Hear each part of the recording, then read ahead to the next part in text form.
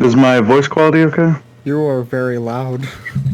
I'm very loud. You're Okay, that is very not loud. good. Let me just turn you down a bit. There we go. Is this better? Yes. Alright. For me. I don't know. I don't know how my recording software will pick you up. Usually it picks up Discord very well, but not something like Google for some reason. Let me save this real quick and put up my tablet. Do you want me sharing my screen? Sure. Oh, okay. There we go. Let me see what you're making. I haven't started drawing yet. I'm gonna slow- I'm so professional. Wait, let me. There's my questions, and I'm gonna start the timer. The timer? The timer, yeah. It's gonna be like a practice one. I mean, it's probably gonna this is probably gonna be the first take and the only take, but it's gonna be a practice for me because I haven't done this before. What drawing software do you use? Photoshop. Uh, Yeah, because I got Creative Cloud. oh, Creative Cloud is lame, dude. Dude, you're right. It is actually very lame. But I have access to Photoshop, which is great. Pirate the software. How do you get? Actually, shouldn't advocate piracy. Apologies. I had Creative Cloud for a month and I only used like Photoshop. Yeah, I don't like. I mean, like they have started charging you for like only the stuff you downloaded, which for me happens to be everything. I don't even use Character Animator. I shouldn't have it on here. Yeah, I've never opened that. Anyways, I wanted to talk about world building. Wall building. World building. That's crazy. I think fucking nerds do. Dude, so many people do world building. Some people even go as far as to do speculative biology. Now, I don't know if you know about speculative biology. I can assume. But you can assume that it's not going to be as fun as straight up making a story, just a random story. I'm gonna make a brick shape. Just go from there. This is gonna look really bad. I've not used this for anything else other than animating, and already it feels very different. I'm not judging you, Logan. That's good because I'm very pissed. You're very judgmental. I'm very judgmental of myself. Yeah. And there's gonna be a thing here. It's gonna be like Fine. it's gonna be Just like need to see how it's gonna have like like bulging eyes, looking at the sky, and like a big old nose. Anyways, so start with the topic. Okay. All right. So implied storytelling, right? The stuff that's like going off screen, right? That's like the meat of world building, right?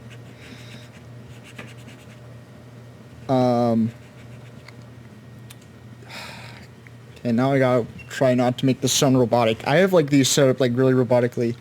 In your favorite stories, do you feel like okay? So when you're watching your show, right? Yeah. Do you feel as if the story is driving the world, right? In a lot of your shows that you watch, or do you feel like the world is driving the story, right? Do you feel like the story is like a prophecy where it's like man's like forced to do a thing? Man's forced. The man is forced. Do you ever feel like that in a lot of your shows? There are certainly some shows where it feels like I don't know how to word that, like, man is forced, I suppose. That's the The best word. the man is force. Like Harry Potter, right? That's a very obvious like, oh, Harry has to kill the Voldemort. There's no other way. You know? Yeah, like in prophecy-based stories, especially. Do you feel that way in your favorite shows? Not in my favorite shows. Prophecy one specific. Oh, continue. I always notice that prophecy shows always have like a weird bland feeling about them. Like, Yeah, certainly. and that I think part of it's that it doesn't feel there's you just don't feel complete. It doesn't feel complete being driven by the story alone. It feels like lazy world building to me. When it's like stuck, when like the I'm gonna bash The Witcher a little bit. When it's like the when there's the what's it called? It was like a deal thing, right? Where you could be like, yeah, in the future I'll just give you something, and by fate that thing will happen, right? It's like it was law of something, and I thought it was kind of stupid because it's like because you can't guarantee that thing happening, but in the show it's very obvious that it will happen. It's just a way to like further the plot. It's like the plot's being driven by these guys making deals in the past. And they make it very obvious that that's the case, where it's like the show isn't being driven by the characters, it's driven by this weird prophecy thing where if you make a deal and you don't complete the deal, it just pops up randomly. The story just pops up randomly out of nowhere. But people love that. I don't know why. It's strange, right? Because it's like it's basically like if the Horcrux, right? If the Horcrux happened not because Voldemort like intentionally did, but because he's like, well, you know, I kind of just feel like making Horcruxes, and then like he accidentally does it. Accident. Like, okay, because that's how it works in the show, right? It's like accidental cause and effect. It's you start a prophecy. That's what they say. They're like starting a prophecy, right? I am smooth brain at the moment. No worries, Logan. This is the first time. This is the first time. Let me do a little research so I can better explain it. It was basically like you didn't finish a deal. It's part of your prophecy, right? They say it. They're like, in the future, you are prophesized to miss your foot. Imagine if Voldemort was like, I didn't feel like making the thing, and then suddenly he does it, but in his sleep. That's what happens in The Witcher. I haven't played The Witcher. It sounds funny when I'm trying to explain it. Yeah, it does. Law thing. Witcher law. I can't really think of any stories where like the prophecy has improved it in any way. It's usually like no matter how they go with it, like if they break the prophecy or like it comes out exactly the way it's prophesized, either way it's still just unenjoyable to me. Yeah, so law of surprise is what I was trying to explain. Law dictates that a man is saved or offered a good, and if he doesn't offer up anything in that moment, he can say, hey, I'll just do law of surprise, and nature will just cause him to just spit out whatever something in the future, usually a firstborn child. Just He'll spit out a firstborn child. he just in the future just in most cases, a boon will take place from the savior, from for the savior, right? Just a magical like, oof happens, and usually, what Law of Surprise does is, if you have a firstborn child, it just, that's usually your gift to the savior. Just magically, just the child pops out and is now the man's child, your savior's child, or your delivery boy's child. And that's how the plot in the show gets passed down, right? Feels kind of lazy because you can just like, because you don't know who does it. You can, if you wanted to, if you're writing a story like that, you could just say, hey, this random guy, he said Law of Surprise in the past, and now the plot's continuing. It's not like it's not any of the characters' choices, right? It says that it's a prophecy. Just nature just causes it to happen for no apparent reason. And especially like nature-based prophecies, I've always felt like those are a bit lazy.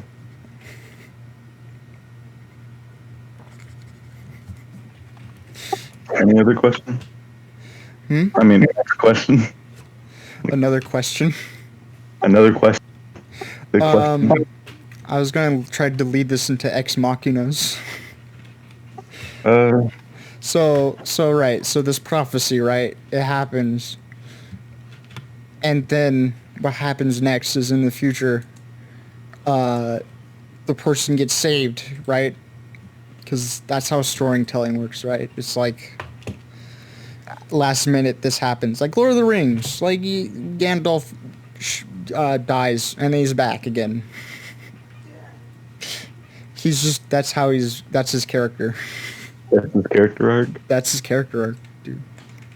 Clearly, I have not watched the movie well enough to explain how it works.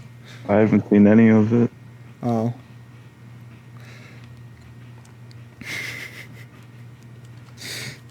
So, prophecy, right? So, usually at the end of the story, sometimes there's a big event that happens, and then it leads into an ex machina where a person gets saved last second. You always feel like an ex machina is always earned, because in those stories, clearly it's not, but like, it happens almost in almost every story where the antagonist is down on his luck.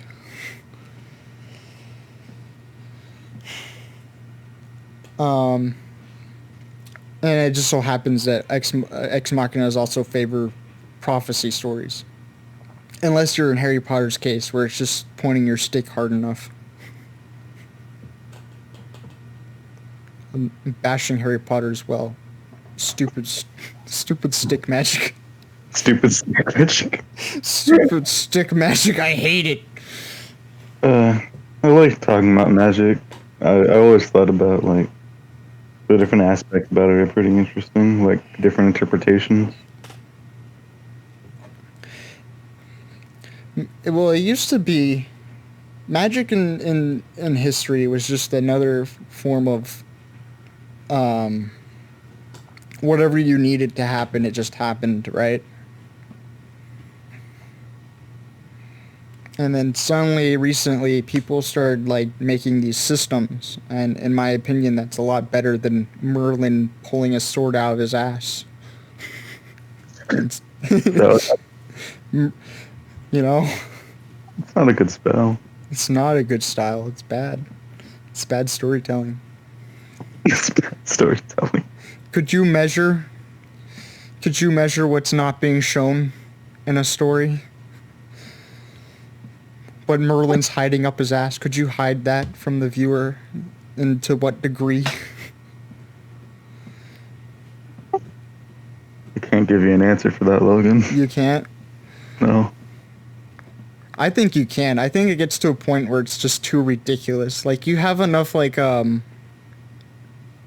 shit in the background suddenly the viewer's just gonna be like, wait, this is, why aren't you using the shit in the background? Isn't that a gun? Isn't that Occam's gun? Occam's razor? Occam? You know, Occam's razor. It's basically if something is shown, it has to be used at some point.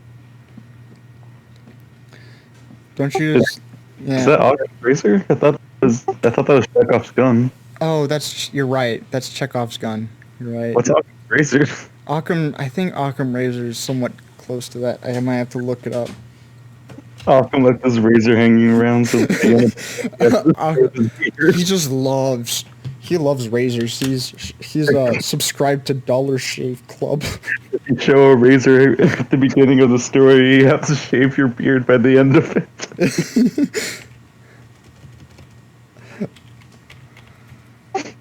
Occam's razor.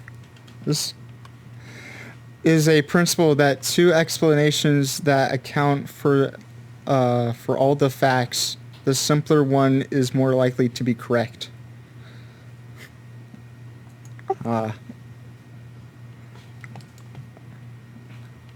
It is implied that that wide range of disciplines, including religion, physics, and medicine, are involved. Dang, I guess that's the reason why you can't show all of the Lord of the Rings books at once, since it's all a step-to-step guide on how to read Elvish and speak it. Do you know Elvish? I don't.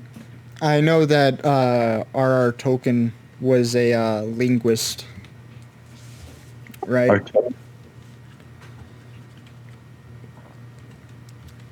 Supposedly, he just wanted to write a book on how to learn a language, and it like quickly turned into like a fantasy book. You know? Oh, Tolkien. Oh. Tolkien. I thought you were talking about like our token black guy in our group. I was confused. No, we haven't got that yet in our podcast. Oh no! No, we're secretly racist. Getting shut down already. It hasn't even started. It hasn't even started.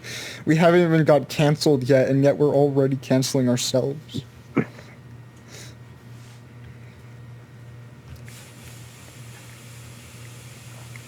Oh.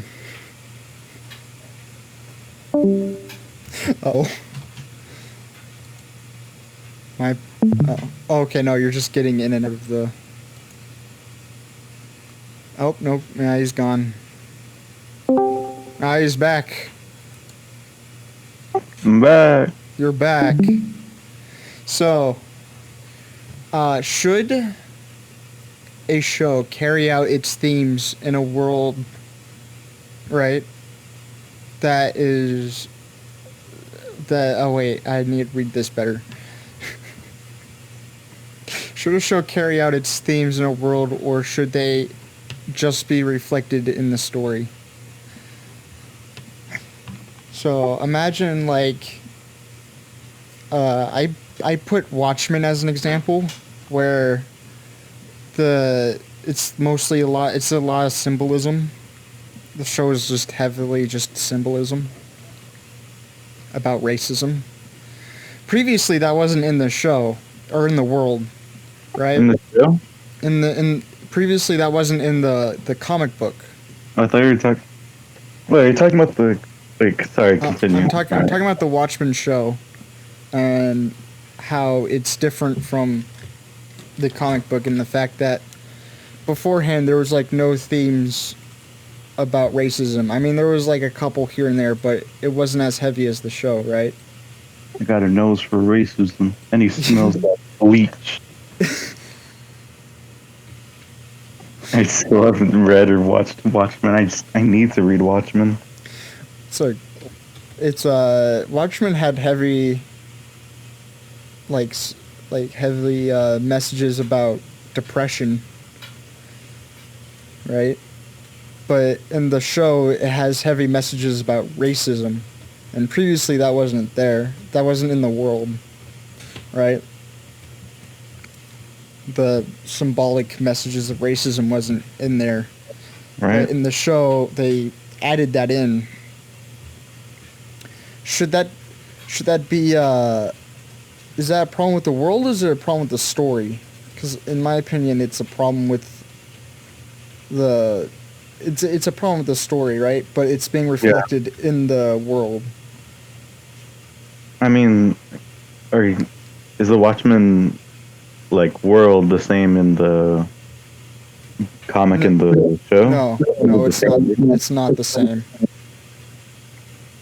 Then I guess it could Could it, it could be both. I mean, if it's not like the same world, then it could just be the storytellers messing up the world building and the storytelling at the same time.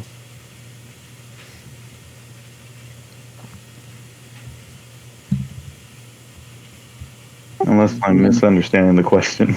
I made this at a different time apparently because I can't read my own questions correctly. You can't read them. I like made these like really quickly, and in my mind I had like the inner. You know when you like make a presentation, and you have like jokes and stuff. Yeah. That at the time I made these questions, that's what I had, and then like it fell apart because we didn't start it immediately. I had like an improv skit, and then like I forgot what it was when. Oh, sorry, hold on. My mom's calling me. I don't know why people are so. Like any other day, people are just like silent. I don't. Okay, be right back. It's the. This is gonna be. Sorry. All right. Any other day, they're just like completely silent. Like I won't see my sister for an entire day. Now they're like, alright. That's the way they can like sense it. That was my morning. I was like, okay, I just wanted to like quickly get like a head start trying to figure out something to like doodle and put on a shirt. And I was like, "Hey mom, what's like a thing I can watch?" And then suddenly we had like a full out conversation about shows.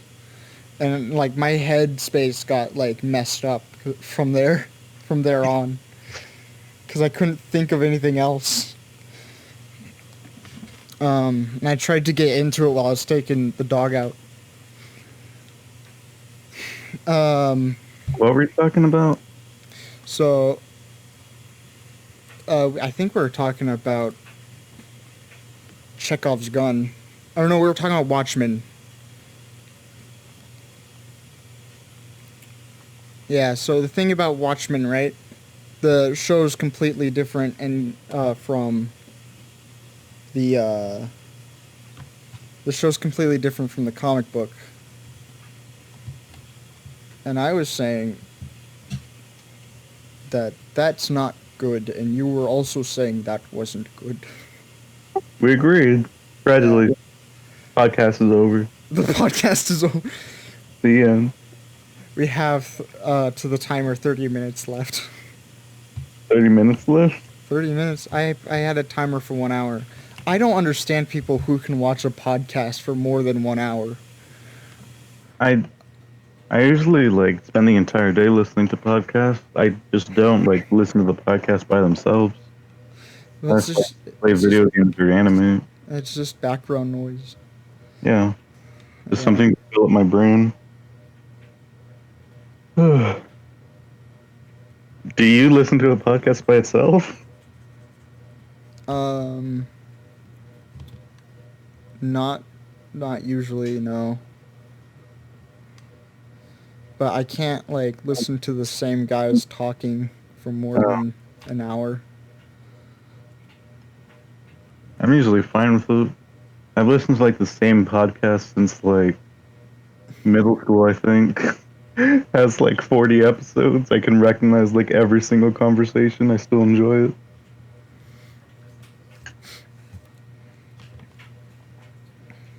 I need more podcasts. I need to like focus when I'm like making a little sheet full of questions. Can you show me the sheet? I want to see it. It's like it's a small sheet. I wanted this to be like somewhat quick. Here I'll share. I'll share my sheet with you. Share my sheet. Let me do this.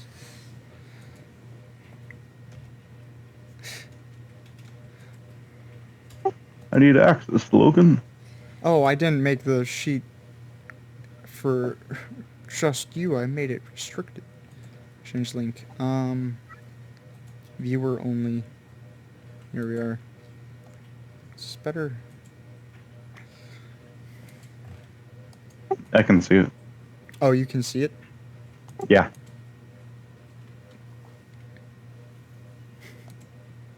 These are... Let me see.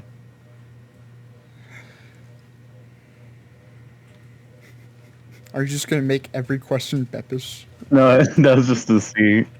Alright. I haven't had suggestions before. I wanted to see what it looked like. This is a lot more like writing wise. I thought it would be like more like world building. It is about... Well, I want to quantify aspects of world building in something like a show. Or... I'm not going to talk about writing, because obviously books can be like... could be like... The cat went moo, or it could be an entire epilogue on how to learn Elvish. Like... Oh, I never really liked that type of world building. Yeah. Yeah, I don't... Books can go whatever place. It doesn't really matter. If you're a world builder and you're making a book, you shouldn't worry about the world building. You should just worry about the story, in my opinion. I feel like... Oh, continue. It's you can talk. I was just gonna complain. Keep complaining. Yeah, this is gonna turn into the world complaining podcast about world building. Yeah, that was... Excuse me. I thought this was more about like... Alright. Well, I want to quantify. I want to quantify something, an aspect, something relating to writing, like the hero's journey, right, of world building. Could you could you say that's possible? Is it possible to make a hero's journey but for world building? I don't think it is. For world building? Yeah. What do you mean? Like this is how much stuff you can show on screen before it gets crazy, right? This is what's okay, what's deemable as okay. Like Death Stranding, where they show very minimal things up in... They have it mostly visual, right? But what you see is mostly just the landscape. It's somewhat limited. I kind of get what you mean, like how much exposition you should show. Yeah. It's weird to say like hero's journey for that.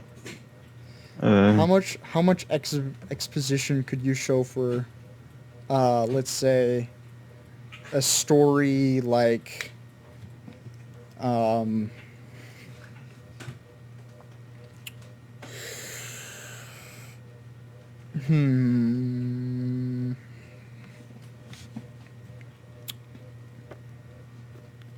what's like a to B?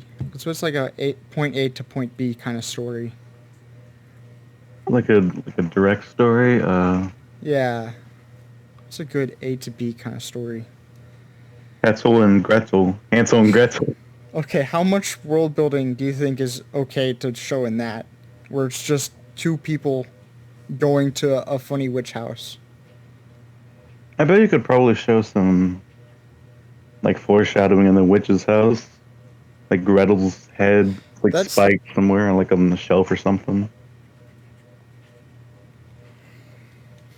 Okay, but like, at what point is it too much? How much like do you want to show like the history of where History of witches. the history of witches in Hansel and Gretel, or do you or is that too much, right? I But see what you're getting at. All right. do you think do you think you can measure that? I don't know if you can. I wonder if like Like if an you equation. yeah, like an equation, like how much witch history is too much witch history. How many cauldrons how how many cauldrons Cultures. how many cauldrons I can before fit so much exposition in this cauldron. dude I can Like it's like a book full of cauldrons. a book full of cultures.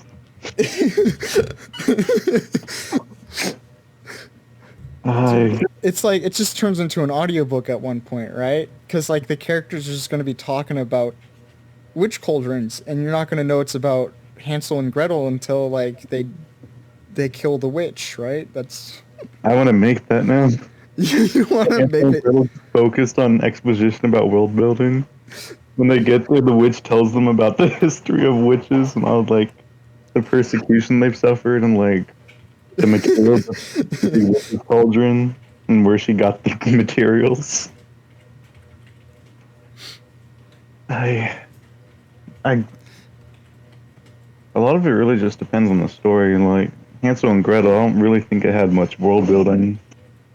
Although Well, that's no, it's a I children's book, and I mean like I meant like, oh, I mean like in the movie, there's a Hansel and Gretel movie. There's a couple of those. Um, oops. They they have like a little bit of like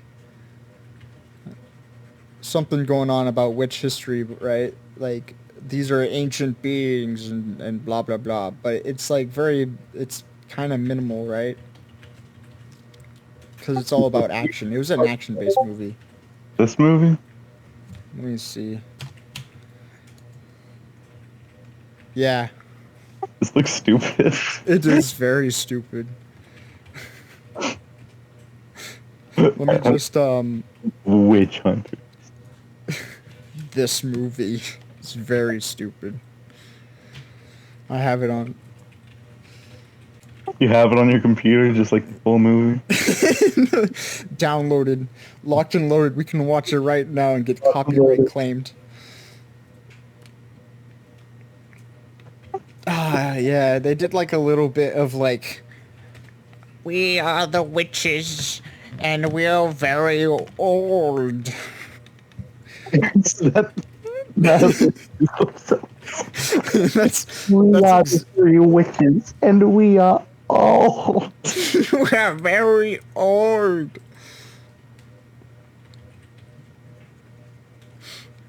How much of that is acceptable, Matthew? I swear I had a point I was getting at. I forgot it. Oh, Um, I'm sorry.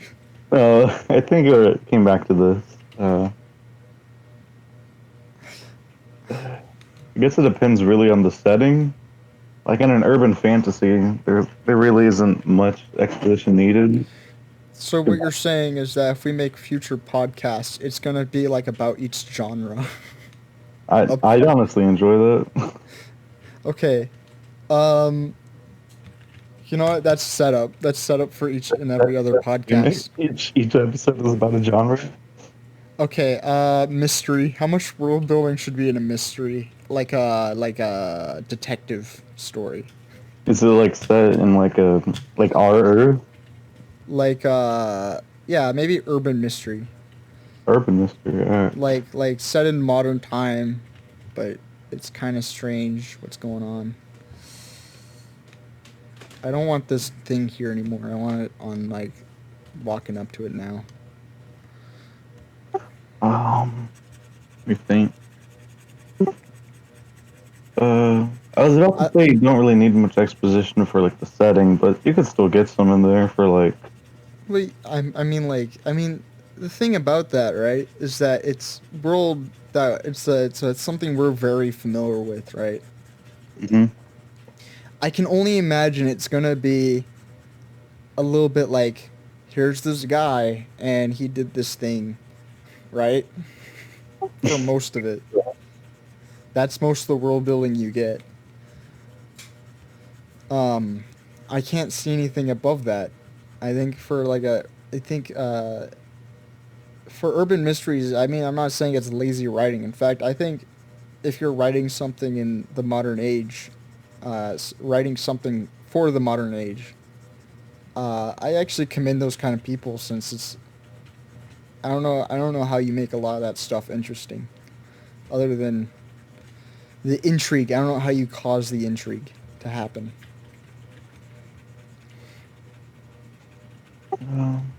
I guess it really classifies like what you call world building. What's classified as world building? Because like I was thinking, because you don't really need to talk much about the setting really, because you know it's like we're familiar with all that. But I mean like specific settings, like if he's with an agency, you could probably exposition about that for like a couple sentences. Well, world building mainly goes into environment and then the history, right? It's Like the mainly wide setting, yeah, it talks about when you're talking about world building, you're talking about the setting. yeah. What is the what's the time period? It's the time. What's the Oh, all time? right. Do you need that in world building? Like what specific time it is? Do you need a do you need a clock? Logan, do you need an alarm clock? Do you need to know the time? All books should have that at the beginning of each. Specifically what time it is. It's like Oh, 3 p.m. in 1300 BC. The do they have PM back then? I don't know. Yeah, they went through GMT. You know how it is. TMT? TMT? GMT. That's like European time. Man, I fucking hate European people. I'm fine with all types of world building as long as Europe is demolished. Even in a completely like fantasy Earth, it has to have one point in history where Europe is there and it gets just burnt. I want to make a DMT setting where Europe is there for a year and then it just gets nuked. It's like Japan sinks. That's the kind of story you make. Except instead of Japan, it's Europe. Yeah. That's a very new. Uh, that's a very new story. Japan sinks. At least that talks about Japan sinking. Uh, It's not the first like apocalyptic story. I mean, it is for uh, some people. Japan's a very like happy-go-lucky place. Um, is it? I mean, have you seen their TV? It's just literally just everyone going, ah, ooh, Segoy, Oh yeah, good point. It's the goal. Segoy. I like their mascots. They gotta keep mascots. They do. Feels racist. This feels racist. Japan sure is happy-go-lucky. I love their mascot. I mean, it's only racist to some degree because it is somewhat accurate. In fact, it's very accurate Yeah. to like what I'm shown. Uh, Like just what the internet says Japan is. It just sounds very accurate. what the internet says. What the internet says. I'm not racist. I'm just misinformed. All right. I'm glad you got that out in the world building podcast. Well, you know, half a podcast is about its creators, right? No, No. It I'm on a nothing. podcast that's just telling you facts nonstop. A Wikipedia page is a podcast. An audio book of a Wikipedia page. It's a live stream. I'd enjoy that. I would also enjoy that. To except I mean, I wouldn't enjoy it, but I'd enjoy the idea of it. no, I would enjoy it because because Wikipedia pages can get really stupid. Some of them. Some of it's just filler. It's filler. It's filler.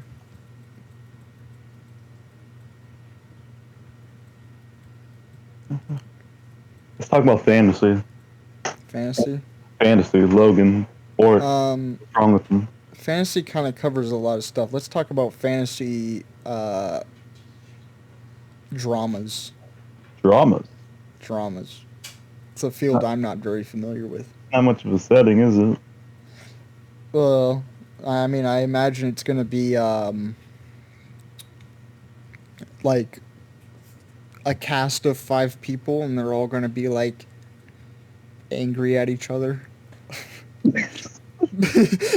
What's a very fantasy name? Bill? No. Bill's, it's gonna be like Bill's gonna be like, the dragon picked Stacy and not me. I'm mad. We didn't watch that show. Look, I really don't like dramas. You can put dragons in there. Dude. Well, every fantasy has to have a dragon at one point. A drama. A dragon. A dragon drama. You know how it is. You gotta have one in every D&D session. In every D&D session, there has to be at least like One dragon. That's one drama. dragon that's like upset because he didn't get to go to the prom. He didn't get to go to someone's birthday party. D&D is really flexible now that I think about it. Like you could probably use that for like any setting. 5e is like super flexible. Like just like an office job or like New York, Mario. Well, USA. it's the system, right? That's like literally just rolling dice. I really like how it's set up. I mean, you can tell a lot by rolling dice. What can you tell? The RNG kind of sucks if you don't have wacky dice that is rigged. That's a good point, Logan. Good point. I have the worst luck in D&D. Yeah. Yeah, I mean sometimes I hit that crit, I get a crit and it's like, whoa, that's awesome, right when we needed it. And then other points it's like, you know what, I'm kind of tired of just smacking the guy. I kind of want to just move him around. And then like I roll like a natural 1 and it's like, damn it, Logan, how could you do this at the most crucial time? I hate you. With. Oh yeah. There's Okay. there's no winning when you're a fighter, right? Because all fighters can do really is just swing their sword and then spend an action and swing their sword again. That's pretty good. Okay, but in combat, that's like a very boring mechanic. Because it's just, you roll twice, and then it's the next person's turn. Like, the subclasses can be, like, when you're a wizard, right? You have, like, a list of spells that you could do. You can do this, you could do that, you can be utility, and you can, like, move the environment around and stuff. But as like a fighter or a barbarian, it's like, I'm Axeman. I hit things with an axe. Barbarians are stupid and lame. Fighters are cool. Yeah. That's our main point. Take that home. The hit of fighters, it's very broad. Logan, We gotta take this back to world building. thoughts on ogres? They're never done right, in my opinion. Alright. They're always like, okay, in fantasy, whenever there's an ogre, it's always black and white. Even when people try to make some sort of commentary on ogres, they still make it like very black and white. Like, these are the bad guys. Clearly. They worked with the evil guy. Now they're bad. They're all bad. In the past, my dad got his arm chopped off by an ogre. He's bad. Ogres are bad. I guess a lot of questions come up when you have a race that's like inherently evil. I've always liked ogres where instead of like having a specific personality trait, they're just larger and greater. They're just bad. No. I always liked it when they're just big. Yeah, like they're just humans, but they're just big green men. I mean, I Like, like that too, but I also like the aspect that they're all stupid. I they're like, just, like they're stupid, but they're nice, yeah, nice, stupid, like nice and Shrek. stupid. But I don't like that. Like in every book, in every series, it's like, yeah, they're bad because they did something bad in the past, and they stayed bad. That is just inherent, like orc racism. Yeah, exactly. That's like I'm racist against the green people now because I know that in every story they're bad. But the story always has like a racism metaphor with like dark elves or something. Oh yeah, So and like, this elves get racism's this good, elves get but this this special racism treatment, is right? bad. I don't like that elves get this special treatment because they're all like assholes, right? That's every elf is just some like rich asshole. That's all elf. That's all elf. So let's fix that kind of story, right? Because you gotta imagine that if there's this race of really strong, very hardy, can like take blows to the skull, right? The skull. But they can take that they're really hardy race, right? And then you got these like semi-fragile, um, kind of just snooty group of people. You'd imagine that the orcs would be winning most of the battles, but they're not. You'd imagine that the orcs would be the victors in that case, right? They're just all barbarians though. They don't know magic. They don't know magic. Logan, you're just being racist right now, like the opposite way. The horseshoe effect. You're gonna start calling them knife ears now? What's wrong with you? No, but I imagine they would be the ones winning all the time, but they're not. Are they not? I thought orcs were like down in the forest making like tents, while elves are like in society making cool houses. Let's see. That's the thing is that um, elves are like they're well, orcs are fighting, right?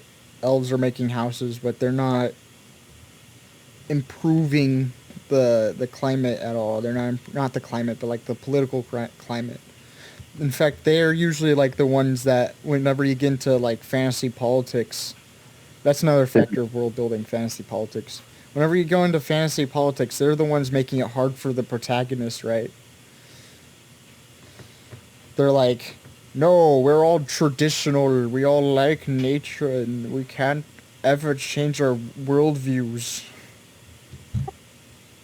I'm actually enjoying the fact like that we're doing this podcast because we both have very different perceptions on elves. So you're talking about I'm the like nature focused ones that love the eating leaves. the D&D focused elves, all right? They're like snooty, rich posh bastards, right? Bastards. They're Logan, you're being racist now. That's the D&D elf, right? Alright. And then the D&D orc is just a big brute that always sides with whoever's big and whoever's mean. And then when a player decides to be one of those things, they're either going full board with the stereotype or they're like, "No, actually, I'm different. I'm very different from all the other elves." In fact, the history of my group of people, my tribe, we like gave hash browns to the dwarves. Give hash browns to the poor people. We're very nice, but the dwarves, they hate us for some reason. I don't understand why they're so mean. And then dwarves get the very short end of the stick where they're all like, There's no good dwarves. there's no good dwarves. They're all drinking and they're all like they're Screaming. all they're all like that bad family member you don't want to hang out with.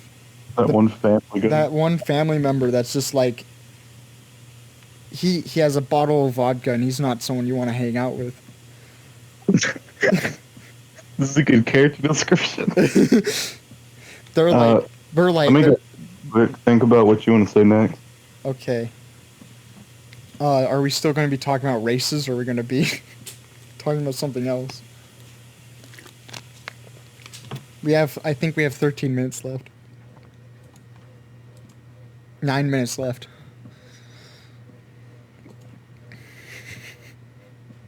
Yeah, but politics in D&D, depending on who's running it, is either really good or it's exposition. And I don't like that. I don't like those two things. I don't like players being in the brunt, or I don't even like basic protagonists being in the brunt of politics, because usually, unless the author's like knows what he's talking about, it's pretty downhill. Like ReZero has somewhat decent politics, but it's just Subaru not understanding how the world is, and he's just jaded because he lives in a very he's very lucky to be in modern day Japan, right? Oops.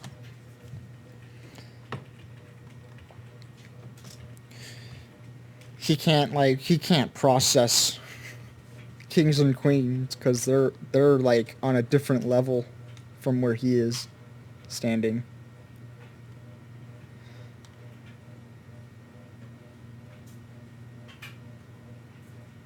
Ver You know why I fucking hate kobolds?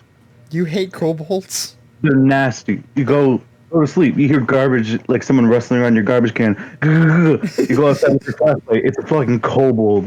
You have to go get your gun. Shoot its brains. What? Kobolds are endangered. Where did this come from? I fucking hate kobolds. Fucking vermin. You hear something clogging in your pipes. You get the axe. You just fucking hack at your pipes. Okay, we have very different views on fucking kobolds. How hard they work in the D&D history. I know, like, they're scrawny, they're shits, and I hate them. Okay, kobolds, much like goblins, are portrayed very differently than how they're supposed to. Man, I fucking hate goblins. I hate goblins too. My little cousins are over. I shouldn't be yelling.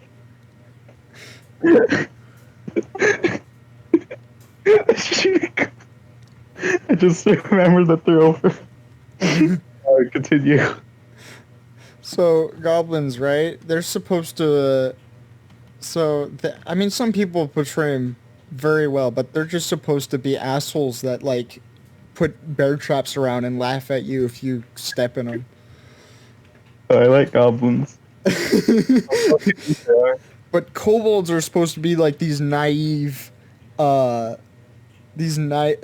like architects, right? That they make like a bridge, and then they hide underneath the bridge for the lulz, and then wait for someone to come by, and then they're like, "Do you like my bridge?" They pull the bridge out from under you. And then they collapse the bridge for the lulz. So I fucking hate goblins. They keep putting bear traps in the forest. They just laugh at people. Well, so like they're both bandits, right? And they're both supposed to be like ambush guys. But where kobolds differ is that you can at least reason with kobolds to some degree, but you can't reason with goblins because they're all supposed to be like these bad. They're like orcs but scrawny. They're all bad and they're all like out to do Why bad. can't you reason with the goblin? I don't know. I mean, that's like the whole point of Goblin Slayer is that you can't tell them to fucking leave. Logan, alright. Yeah. You wake up. Yeah. At the edge of your bed, there is a goblin there holding a big machete, alright? Okay. What do? I at the edge of my bed, I try to kick him away. Kick at him? I like, yeah. If he's trying to mug me without reason, I'm just gonna try to beat him up. He's the same size as a toddler. I'd imagine I'd be able to just kick him, right? Toddler? Yeah, aren't goblins? They're that short. Your toddler can just grab him by the head and throw him out the window. Exactly. Just hit him with your pillow and they fall over. Do you keep a goblin? Would I keep a goblin? Like on a leash, like as your pet? I would sell him on the black market, Matthew. Would you treat your goblin pet well? Feed him water? Are you trying to make some sort of analogy, Matthew? Goblin go, Look, Matthew, if you had a kobold digging in your trash, would you treat him well? fucking shotgun him. Shooting a kobold just makes you laugh for some reason. Just headshotting. It's a good thing, like, we don't live in an urban fantasy. No. Goblins just rummaging around in your garbage can. Putting bear traps on your lawn. Just keep putting bear traps in, like, near your back door. You go outside to take a piss and you just step in one. All of them come out of a bush and start laughing at you. If you had a bear trap, what would you do with it? If I had a bear trap, I'd keep it for the goblins, you know? The goblins. I'd keep it for the goblins. I would like, Door every night, so it's just for goblins. I'd like put it near my trash can so goblins don't run to my trash can. That's a good piece of world building. Like, you got in the background, like, there's this little bear traps by a trash can because it's got goblin infestation. That's the setting. That's how people live in the setting. People are It's just the only description of the setting. They got little goblins. everyone has bear traps near there. They can't go 5 feet without worrying about bear traps because goblins could be around the corner. I actually really like that as a part of the setting. The lower goblins of the society, like the criminals or whatever. I just told this the wrong way. All right, in order to like counteract the bear traps, goblins have to like stand on each other's shoulders. And the person on the bottom is the one that's like treated worse by the tribe, like maybe they're like youngest or something. Mm-hmm. I actually. Okay, Would you kill a goblin? Would I kill a goblin? Would you be able to? See, that's the thing. Would I have that disconnect where I don't feel like it's human enough for me to kill it? You. You know, there's always that like disconnect where it's like you look at something and you're like, this isn't something I can recognize as a living being. I guess it like depends on the interpretation. Like if you could have a conversation with it. If it's just going like, then I guess. I'm gonna save this to the cloud and I'm gonna work on a different design. Is the podcast over? It's about over. Let me look at the timer. Yeah, we got 1 minute. We got 1 minute. All right, wrap it up. So what have we learned today? Goblins, they're bad. Don't judge a book by its cover. Okay, when you're making a setting, don't make everything black and white like ogres typically are. Don't make ogres black people. Don't make ogres black people. That's a very good, very Shout out to the Bright movie. Always wipe your feet before coming inside on the carpet. Wipe your feet on the carpets. Wipe. Yeah. This was fun, Luke, and I'm glad we did this.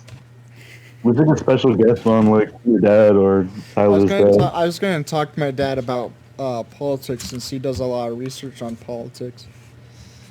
That was going to be like one of the later podcasts. Is we're going to talk about setting politics in your world. I was going to bring Tyler on to talk about like the time it takes to world build. But now that I'm seeing how this is going to go, we're just going to talk about genres. Yeah, I feel like how this spiraled downhill so quickly. I feel like it's a worrying idea to get Tyler in here. It'd be When I fun. started It'd be talking- fun to hear him like yell about it. Yeah. As soon as I started talking about goblins, started talking about ways to kill goblins. Alright. All right, I'm glad we did the timer's about up, so I'm just gonna say, Oh, we're still going? I thought this was so. Alright, say it. Don't spray it. let's see. This, this is the end. That's how I'm gonna end this. This is the end. Every episode, I'm just gonna say this is the end.